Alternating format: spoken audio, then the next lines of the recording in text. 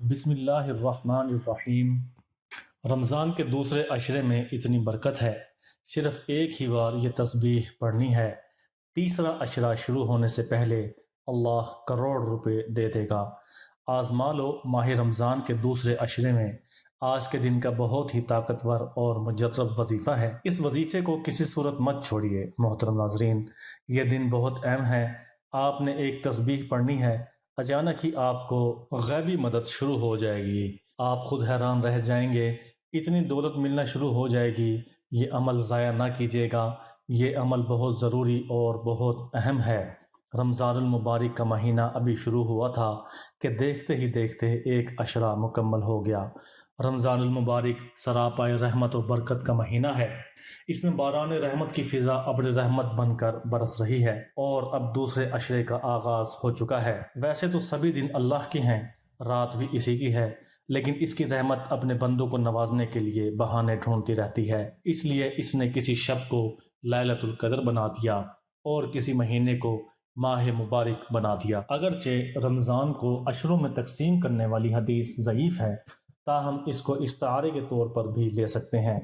روایت یہ ہے کہ رمضان المبارک کا پہلا حصہ رحمت ہے، دوسرا حصہ مغفرت ہے اور تیسرا حصہ جہنم سے آزادی کا پروانہ ہے۔ اس طرح دوسرا عشرہ گویا مغفرت کا عشرہ ہے۔ تینوں عشروں کی تقسیم اپنی جگہ، پورا ماہ رمضان المبارک ہی رحمت و مغفرت اور جہنم سے آزادی کا پروانہ لے کر آتا ہے۔ اب یہ انسان کی اپنی کوشش ہے کہ وہ اس ماہ مبارک سے کتنا فائدہ اٹھاتا ہے اور اپنے آپ کو کس طرح رحمت و مغفرت کے مستحق بناتا ہے۔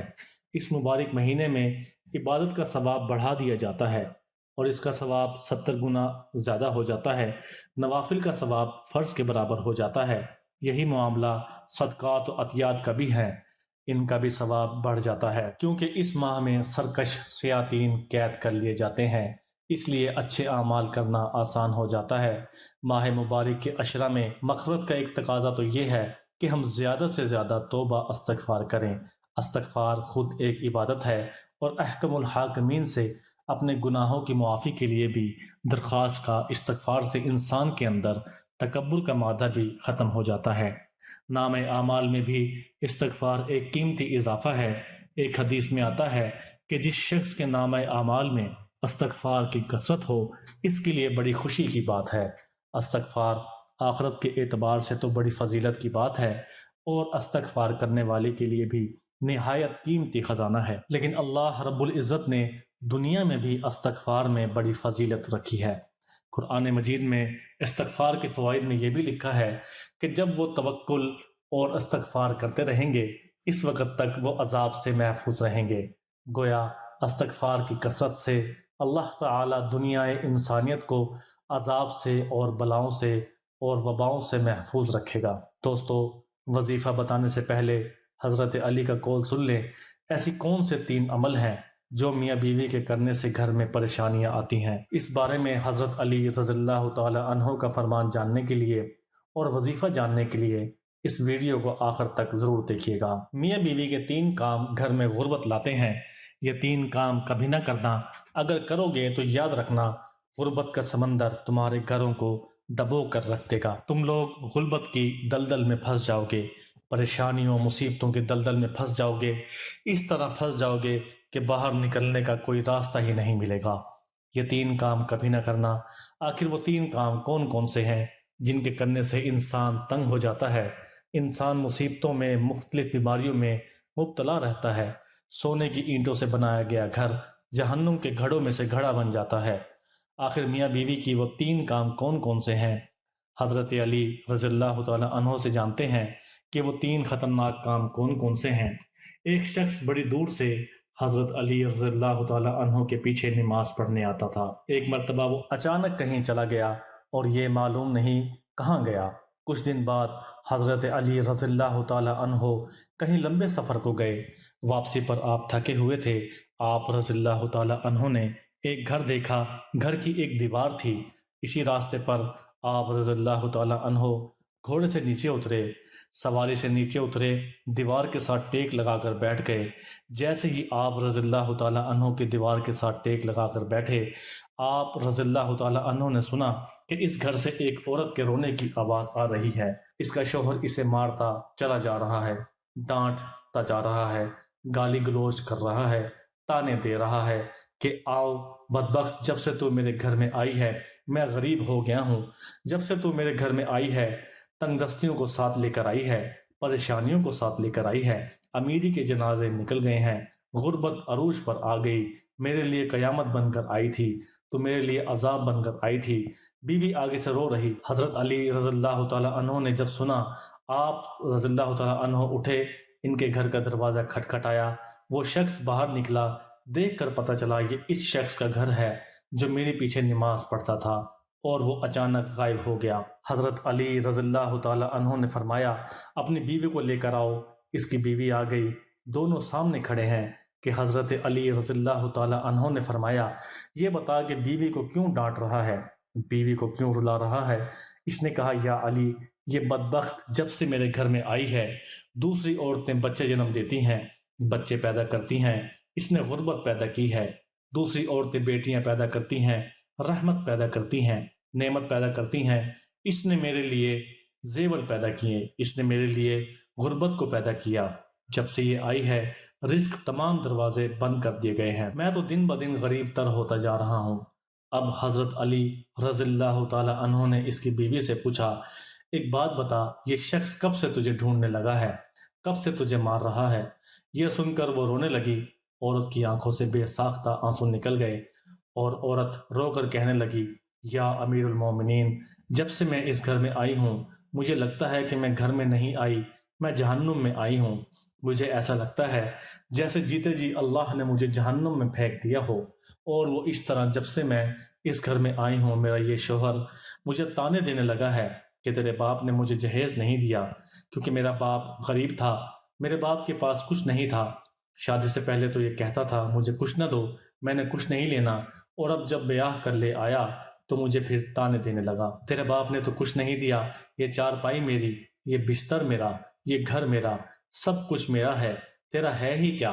मुझे ताने देने लगा और गैरों के सामने मुझे बेइज्जत करता है, ये जलील करता है, मुझे रुसवा करता है। इसने कभी भी मेरे साथ प्यार से बात नहीं की। आखिर मैं भी तो इंसान हूँ, और औरत की ख्वाहिश होती है कि इसका शोहर इससे प्यार से बात करे, मोहब्बत से बात करे, प्यार बांटे, इखलाक बांटे।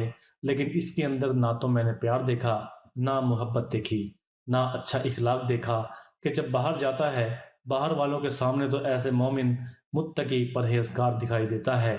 लोग कहें कि ये कोई अल्लाह का वली है, जैसे ही घर आता है फिरौन बन जाता है। इसने तो मेरी जिंदगी अजीरन बना दी है। अब ये मुझे मारता है, कहता है मेरे घर से निकल जाओ, लेकिन मैं इसका घर छोड़ के नहीं जा सकती। या अमीरुल मोमिनीन, मेरे बाबा फौत हो गए हैं, अब इस दुनिया में मेरा है ही कोई नहीं, मैं इसका दर नहीं जाऊंगी। ये मुझे मारता है, मुझे डांट कबूल है, जलालत भी कबूल है, रुसवाई भी कबूल, मुझे सब कुछ कबूल है, लेकिन कम से कम इसको बोलो ये मुझे घर से ना निकाले। आप दोनों को मुखातिब करते हुए हजरत अली रज़ियल्लाहु ताला अन्हु ने फरमाया, ये ना कहा करो कि बीवी आई तो साथ गुर्बत लेकर आई है, हरगिज नहीं। इंसान के अपने गुनाह ऐसे होते हैं, इंसान करतूत ऐसे करता है जो अल्लाह को नापसंद होते हैं। कि अल्लाह ताला गुर्बत को हुक्म देता है, गुर्बत को किसने पैदा किया, तंगदस्तियों को किसने पैदा किया, अल्लाह ने। ये गुर्बतें, तंगी अल्लाह के हुक्म के आगे ऐसे भागते दौड़ते नजर आते हैं। फिर अल्लाह हुक्म देता है परेशानियां इसके घर दाखिल हो जाएं, गुर्बत इसके घर के अंदर दाखिल हो जाए, तो बंदा दिन ब दिन तंग होता नजर आता है, परेशान होता नजर आता है। और बीवी के आने पर यह गुर्बत नहीं आई, बीवी के आने से तंगदस्तियां नहीं आई। इंसान के अपने गुनाह होते हैं जो अल्लाह को नापसंद होते हैं, और अल्लाह ताला इन्हें आजमाइश में डालने के लिए गुर्बत, परेशानियां इनके घर भेज देते हैं। हजरत अली रज़ियल्लाहु ताला अन्हु ने फरमाया, मियाँ बीवी के 3 काम गुर्बत में लाते हैं, ये 3 काम कभी भूल कर भी न करना। दोनों ने पूछा, या अली वो 3 खतरनाक काम कौन कौन से हैं। पहला काम बीवी को गालियां देना। جو شخص بیوی کو گالیاں دیتا ہے اس سے بڑا عذاب کیا ہوگا۔ گالیاں دینا نیکیوں کو اس طرح کھا جاتا ہے جس طرح آگ لکڑیوں کو کھا جاتی ہے۔ اپنی نیکیاں ضائع نہ کرو۔ نمبر 2، ہر وقت، ہر گھڑی، ہر لمحے ایک دوسرے سے تلخ لہجہ اپناتے رہنا، یہ عمل بھی غربت کا سبب بنتا ہے۔ اچھا سوچنے کی بجائے غلط سوچنا، اللہ کے حضور جھکنے کی بجائے ایک دوسرے کو تانا دیتے ہوئے وقت کو برباد کر دینا، ایسا کرنے سے گھر میں غربت آتی ہے، رزق کے دروازے بند کر دیے جاتے ہیں، رحمت کے فرشتے ایسے گھر میں نہیں آتے۔ نمبر 3، شیطان کو راضی کرنا، یہ کام بھی غربت کا سبب بنتا ہے۔ جو شخص رحمان کو ناراض کرتا ہے شیطان کو راضی کرتا ہے۔ بیوی کو مارنا، ڈانٹنا، یہ تم رحمان کو ناراض کر کے شیطان کو راضی کر رہے ہو، اور رب ناراض ہے تو پھر ہم تمہارے گھر میں کیسے آئے گی؟ یہ 3 کام کبھی نہ کرنا، اگر کرو گے تو یاد رکھنا غربت کی دلدل میں پھنس جاؤ گے۔ اللہ تعالی ہمیں ایسے عمل کرنے سے بچائے اور دین کی سمجھ نصیب فرمائے، آمین۔ اب چلتے ہیں وظیفے کی جانب۔ آج کا دن یہ عمل خاص لے کر حاضر ہوا ہوں۔ انشاءاللہ اس عمل سے اللہ پاک آپ کے اوپر خصوصی رحمت کریں گے، آپ کو بے پناہ دولت سے نوازیں گے۔ آپ کے جو بھی مسائل ہیں، دولت کو لے کر آپ نے اپنا گھر لینا ہے یا آپ یہ چاہتے ہیں کہ میرا عالیشان گھر ہو، انشاءاللہ اس عمل کی برکت سے اللہ پاک آپ کو گھر سے بھی نوازیں گے۔ آپ کے پاس پیسوں کی کمی ہے، آپ نے کسی کا قرض دینا ہے، آپ پریشان ہو چکے ہیں، آپ کے پاس پیسے ہوتے ہیں لیکن پورے ہوتے ہیں، اپنے گھر کا خرچہ بھی چلانا ہے، آپ اس پریشانی میں ہو، پتہ نہیں اب قرض کیسے اترے گا، انشاءاللہ اس عمل کو کر لیجئے، آپ کا قرض بھی اتر جائے گا، راستے کی رکاوٹیں بندش ہٹ جائیں گی، کامیابی مقدر ہو جائے گی۔ رب کی رضا کے بغیر دنیا میں موجود ایک پتا بھی نہیں ہل سکتا، اس لیے جو بندہ اپنی کوئی بات منوانا چاہتا ہے، مہارت کو پورا کروانا چاہتا ہے، رب کعبہ کی رحمت و برکت سے مال و مال ہونا چاہتا ہے، اور وہ 14 رمضان بدھ کے دن دنیا جہان کے تمام کام چھوڑ کر رب کعبہ کی یہ تسبیح پڑھ کر دیکھے، اگر 14 رمضان بدھ کے دن کا ایک خاص وظیفہ لاپرواہی میں چھوڑ دیا تو مغفرت کا عشرہ بھی ہاتھ سے نکل جائے گا۔ اللہ والو، یہ بڑی قبولیت کے دن ہیں، یہ سال میں ایک بار آتے ہیں، اور جو بندہ 14 رمضان بدھ کے دن ان خاص قبولیت کی گھڑیوں میں مغفرت کے عشرے میں در کر بھکاری اور فقیر بن کر بیٹھ کر مانگ لیتا ہے، میرا رب ہر مقصد میں کامیابی عطا فرماتا ہے۔ اللہ والو، اس وظیفے کی فضیلت و برکت اتنی زیادہ ہے کہ یہ ہر حاجت کو غیبی خزانوں سے پورا کرتا ہے۔ یہ ایسا مجرب وظیفہ ہے کہ جن لوگوں کے کام نہیں ہو رہے، جو سمجھتے ہیں کہ وہ کبھی بھی کامیاب نہیں ہو سکتے، جن کی دعائیں قبول نہیں ہوتی، جو رزق کی تلاش میں مارے پھر رہے ہیں، دنیا کے تمام کام چھوڑ دیتے ہوئے 14 رمضان بدھ کے دن کا یہ خاص وظیفہ کیجئے، ہر حاجت پوری ہو جائے گی، آپ کے گھر کے حالات بدل جائیں گے، بے سکونی، بے برکتی کا خاتمہ ہو جائے گا، جو سالوں سے نہیں مل سکا ایک دن کے اندر مل جائے گا۔ یہ رمضان کا مہینہ ہے، یہ وہ مہینہ ہے جس میں رزق کے دروازے کھول دیے جاتے ہیں، جس میں ہر بندے کا رزق وسیع کر دیا جاتا ہے۔ اگر آپ میں سے کوئی بے روزگار ہے، شرطیہ وظیفہ ہے، ایک بار یہ وظیفہ لازمی پڑھنا ہے، بے روزگاری کا خاتمہ ہو جائے گا، بے اولاد ہو، بے اولادی کا خاتمہ ہو جائے گا، نظر بد، حسد، جادو، جنات کی وجہ سے پریشان، انشاءاللہ چلتا کاروبار بند ہو رہا ہے، ایک بار یہ وظیفہ بتائے گئے طریقے کے مطابق کریے، کھلی آنکھوں سے آپ معجزات دیکھیں گے، کیونکہ رب کی طرف سے کامیابی جب آتی ہے تو دیکھنے والے حیران رہ جاتے ہیں۔ آئیے اس عمل کی طرف چلتے ہیں۔ 14 رمضان بدھ کے دن دنیا جہان کے تمام کام چھوڑ کر آپ یہ وظیفہ کسی بھی وقت کر سکتے ہیں، کسی بھی نماز کی بات پڑھ لیں اور کوشش کیجئے کہ افطاری سے پہلے لازمی پڑھ لیجئے۔ باوضو مصلی پر بیٹھ کر نبی کریم صلی اللہ علیہ وسلم کی ذات پر 3 یا 7 یا 11 بار درود پاک پڑھیں، ایک دفعہ میرے ساتھ پڑھیں، اللہم صلی علی محمد وعلی آل محمد کما صلیت علی ابراہیم وعلی آل ابراہیم انک حمید مجید، اللہم بارک علی محمد وعلی آل محمد کما بارکت علی ابراہیم وعلی آل ابراہیم انک حمید مجید۔ تو ناظرین، سب سے پہلے میرے اللہ کا حکم ہے وہ سن لیں۔ میرا اللہ فرماتا ہے کہ میں بھی اور میرے فرشتے بھی میرے نبی کریم صلی اللہ علیہ وسلم پر درود پاک پڑھتے ہیں، خود بھی درود پاک پڑھتا ہوں جو ایمان والے ہیں، جو مجھ کو مانتے ہیں، مجھے اپنا رب مانتے ہیں، ان کو حکم دیتا ہوں کہ وہ میرے نبی سے منسوب درود پاک پڑھیے۔ محترم ناظرین، درود پاک رب العزت کا ایک ایسا عمل ہے جو انسان اس کو پڑھنا شروع کر دیتے ہیں تو دائیں کندھے والے فرشتے اس کا ثواب لکھنا شروع کر دیتے ہیں، اور بائیں کندھے والے فرشتے اس کے جو گناہ ہے اس کو مٹانا شروع کر دیتے ہیں۔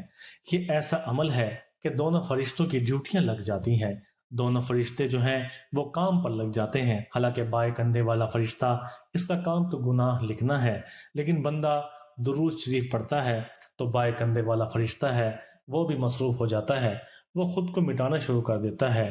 ایسی برکت ہے۔